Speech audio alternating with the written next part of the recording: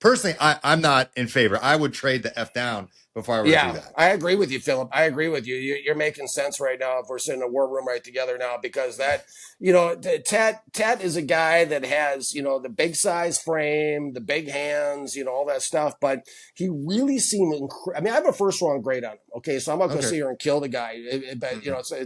it's not like the Johnston kid they had on at TCU a couple years ago. Mm-hmm. And I put a fourth round, I think it was fourth round grade on him, and he hasn't panned out. This is something different. Ted is a good football player, but and he got better as the season progressed this year. But I'm really concerned because he just seems so raw when it comes to high pointing the ball down the vertical routes down the sidelines. This is not the second coming of Randy Moss whatsoever. This is a guy that just kind of seemed kind of like he was figuring it out. And again, I think he has a lot of value. I think if you put Tet in the slot, I think whoever puts him in the slot would dominate the NFL because just of the size advantage and the way he plays. His best route running is in the short to intermediate route levels. He's a glorified possession receiver, if you ask me.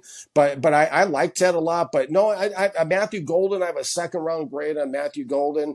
Isaiah Bond, I like him better than Golden. I know Bond had an off year, but I think he ran a 4.35 or something like that. At his pro day or whatnot. But I like Isaiah Bond. I think Isaiah Bond. I finished my film study last year feeling, Philip, that Isaiah Bond could be the best receiver in this draft. And I haven't gone back and looked at his 2024 film yet. I'm going to do that within the next couple of weeks as I finalize my board. But he's somebody I really like. I think for the Panthers, it just seems to me like, they could go a couple different few routes here. Mm-hmm. Emeka Ibuka, I'm in love with him. I've been in love with him He's a for 3 pro. years. He is a pro, and he's gotten better and better every single year. This guy is a route, what I call a route architect. That's what I put in my scouting report about him. He's a guy that can great eye manipulation. The corners, he widens routes out. He's able to build leverage in the routes.